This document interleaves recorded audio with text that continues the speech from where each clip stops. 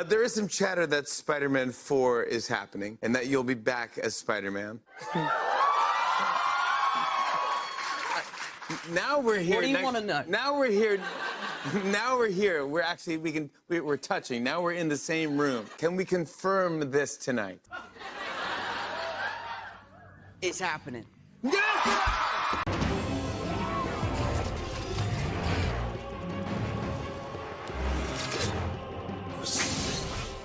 So Spider-Man is one of the most profitable characters in the world when it comes to box office release and also merchandise sales.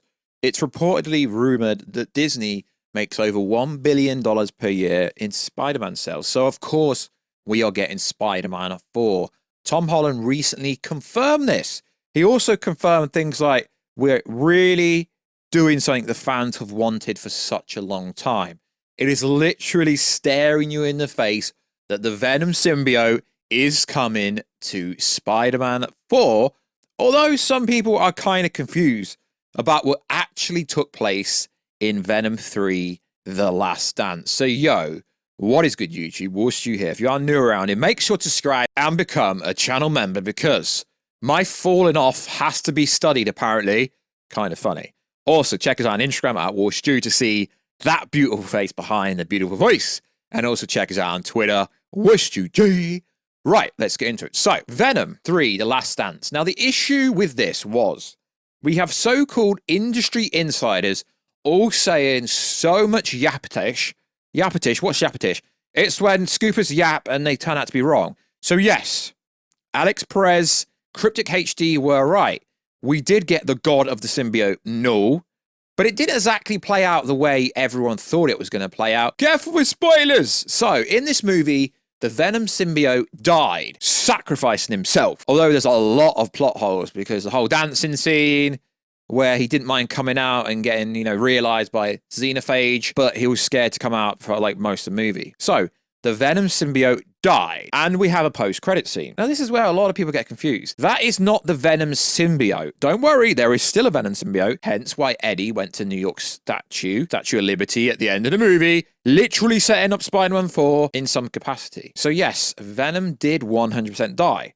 Now, where people are getting confused is we had these so-called insiders saying, yeah, Knull is going to be a massive threat. Now, if you know anything about Marvel Comics, I'm transparent, not the biggest comic book person, but I know that Knull literally decimated Sentry, decimated a Celestial. It took so many heroes to take out Knull. Knull is a Thanos. No, Knull is greater than Thanos. He's a multiversal threat, but at the moment, he is stuck on Clintar. Yes, don't get me wrong, a lot of plot holes. Stuck on Clintar, but somehow he can open a lot of portals to the Sonyverse to go looking via the xenophage for the Oni Codex. A lot of plot holes. So, he's stuck on Clintar. And how is he going to get out? I don't know. I'm assuming if he's going to be in Spider-Man 4, they're literally going to make up some plot hole where he just pieces there somehow. But he can't be a one-and-done villain. Now, if the director for Venom 3 was right, saying this is a tease, what are they going to do with it? As we know, Sony owns the movie rights to all Spider-Man villains and obviously Spider-Man. So if Sony wanted Venom to be in Spider-Man 4, and if Sony wanted Knull to be a threat, he could be. So Venom died 100%. So you got to think back to the Spider-Man No Way Home post-credit scene. They did not retcon that. So in No Way Home, a Venom remnant kind of residue, like on Earth 616, the MCU timeline, that Venom is still there. Still there. Hence why there's a line where Venom says, it's only goodbye for now. Venom The Last Dance did not retcon this scene, and I presume at some point in Spider-Man 4, that symbiote, which will still have the memories of everything else, will go looking for Eddie, and Tom Hardy will be Venom again. Hence why there were certain questions during the press junket for the Venom The Last Dance they could not answer. I do find this fascinating. So, there's always been a bit of conjecture back and forth. Is Spider-Man 4 cosmic? Is it street level? Is it grounded? It's a Spider-Man movie. The core audience is children. Sure, lots of adults watch it, but Spider-Man's core audience is children, let's be honest. So it's got to be grounded somewhat. It's got to be simple. So recently, Alex Perez from the Cosmic Circus has put up a very interesting article, and it's a theory. But as I've said previously when we've reported on Alex Perez's articles, I don't think he just comes out with stuff and says it for the sake of it. So we're not going to read it all. We're going to try and skim down most of the parts that aren't needed. So he said this. In the previous article, I explored a theory that could explore a relatively grounded story for the up-and-coming Spider-Man 4 amongst the wild dilemma with the multiverse. When writing the theory, I pushed myself to think outside of the box of what I believed and what happened, and tried to go a different route to please the audience that has wanted to see more of a grounded story for a while. Now I've decided to focus on a theory that I suspect could be a driving story for the up-and-coming film, focusing more on the multiversal aspects. But to dive in, we must go back to where we left Peter. Now, this is interesting, because even when Alex Perez just talks normally, he's basically still teasing stuff without actually teasing it. He says in the article, they need to address the Doctor Strange spell in Spider-Man No Way Home. In No Way Home, Peter and Doctor Strange tampered with the stability of the multiverse when they used the runes of Knull, a spell that will make everyone forget Peter Parker and Spider-Man. However, the Sorcerer Supreme warned them about the dangers of this spell as it travels the borders between the known and unknown realities. When the spell went wrong, the boundaries between universes became perforated, allowing characters from other universes who knew Peter Parker was Spider-Man into Earth 616. By the film end, Peter asked Doctor Strange to erase him from everyone's memory everywhere to preserve the multiverse as it inhabits from other universes. Start conversion Earth 616. Thus, the previous barriers between universes and the stability in the multiverse. However, this begs the question, what would happen if Strange's spell was reversed? Then he goes on to say, in September he did a Q&A. I was asked about Stephen Strange's spell, mentioned that it would be explored. It's got to be explored somehow, because if MJ, Zendaya, etc. are in it, Ned, so on and so forth, they won't freaking know who he is. Does this mean this ability or spell would break, thus causing another massive incursion of worlds we need incursion? Converging onto Earth 616.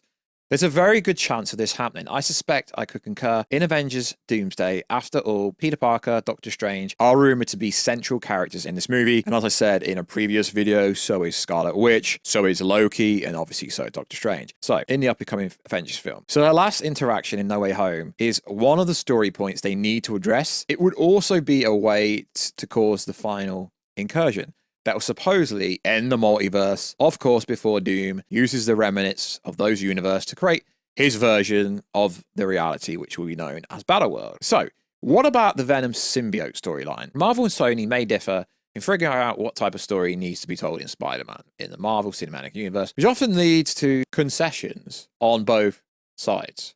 According to my sources, the inclusion of Eddie Brock in No Way Home and the brief appearance by him and Venom was always meant to lead to something down the road. These indications have been more than evident. So I think the reason why Venom 3 ended the way it was is because neither side was actually fully invested in where they wanted to go, realistically. So, like I said, we're not going to read it all. I fully expect Peter to get the symbiote suit sometime during the final act of the multiversal saga, or Avengers Doomsday, most likely Spider-Man 4. Basically saying that he will have the symbiote by then. Secondly, he goes on to say the post-credit scene in No Way Home didn't retcon the Venom remnant due to the viral shredding on Earth 616. So he's essentially saying there is a Venom symbiote on Earth, and it will most likely go looking to find Eddie, which is pretty much what most people should be thinking. By now, you might be asking yourself, the symbiote is in Mexico, in another universe. How exactly will it find Eddie? Remember how symbiotes have access to the hive mind, where they can access each other's thoughts and memory. And the last thing Venom and Eddie were doing was heading to New York before interrupted for their venture for Last Dance. So it is likely the Venom remnant will be heading there as Riot did from Malaysia to San Francisco for 6 months in the first Venom movie, going from host to host until reaching the final destination, thus increasing the chance of the symbiote and Spider-Man interacting. And Tom Holland said in the interview, we are doing some stuff the fans will be happy with. We are doing stuff the fans have always wanted. It's literally staring you in the face. Let's continue with the article. As beautiful and heartfelt as it was to hear Maroon 5 play over a montage of Venom's best moments at the end of The Last Dance, we know this isn't the end of Eddie Brock and Venom's story. After all, Venom himself said it wasn't the end. It was just goodbye for now. So the chances they see each other again are gonna happen. I'm adding my own comments here and there. It's kind of obvious if you know the way I talk. So it's basically confirmed that Venom will reappear, and it's got to take place in Spider-Man 4. Not to mention there is also a Venom remnant in Area 51, which General Strickland took from the bar in Mexico from Venom's universe, which was about to infuse with the cockroach during the second post-credit scene before it cut to black. The Remnant will likely also aim to find Eddie in his New York now that we've established how the symbiotes will reach Peter and Eddie in their respective universe. This will beg the question, how will they actually meet? Waving the web together for Spider-Man 4. This is where the plot points and the main points of the theory join together like a beautiful web. So many different points that seem disconnected could become central parts of a larger story.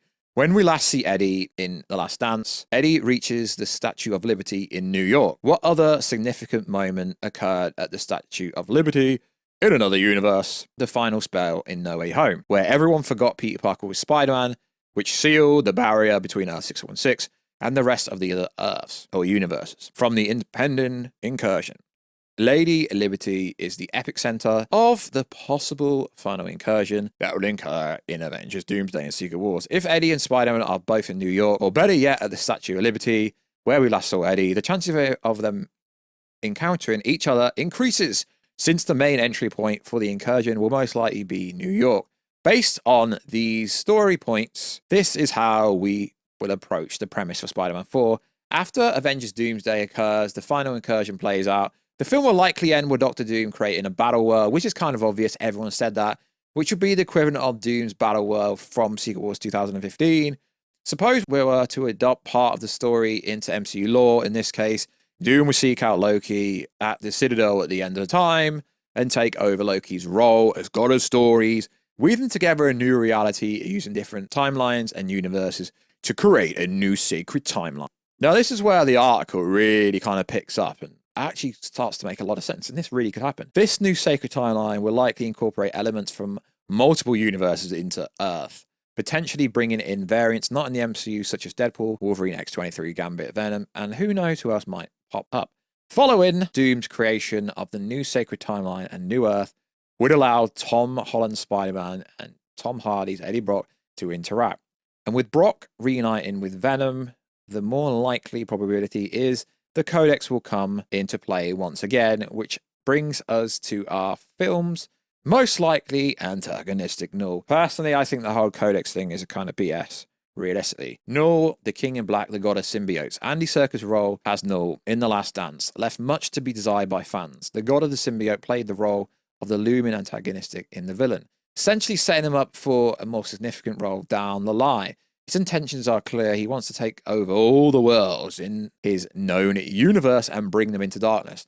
They really fluffed the bag by not letting him out of Clintyre, in my opinion, but this theory does bring a good point of how they can do it. Given his power set and ability, one has to wonder what would have occurred if Knull had discovered more than one universe. The potential of Knull seeking to sniff out all glimmers of light from the multiverse would be a quite compelling plot point for Marvel movies at this stage in the game. The biggest complaint I've heard about this is Knull isn't a Spider-Man villain. So why would he show up in a Spider-Man movie? Maybe the idea isn't so far-fetched if done correctly, and Marvel has already done it once before, a team-up title, Spider-Man 4, Spider-Man and Venom. Making Spider-Man 4 a team-up title between Spider-Man and Venom, in the same fashion Deadpool 3 was essentially Deadpool and Wolverine, could be an instant billion-dollar moneymaker for both Marvel and Sony. Soon as Sony takes pretty much most of the money, Sony makes the money at the box office. The dream matchup will fulfill the dreams of many Spider-Man and Marvel fans around the world, who have always wanted to see these alliterations of Spider-Man and Venom clash on the big screen.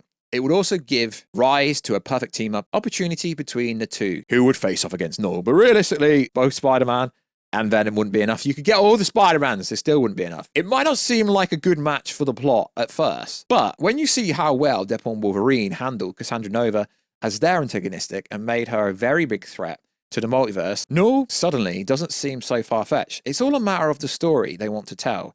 And I'm sure that whatever Marvel and Sony have cooked up Spider-Man 4 will be spectacular. Okay, so this is a theory. It's a very good theory. And like I say, Alex Perez normally says stuff without saying stuff. So is he literally saying this could be a plot point? The only flaw in this is if the rumors are true that Robert Downey Jr. is going to appear in Spider-Man 4, it has to somehow bring Doctor Doom out of Latveria away from Scarlet Witch, if she's there yet. Somehow Doom's got to play a part in this.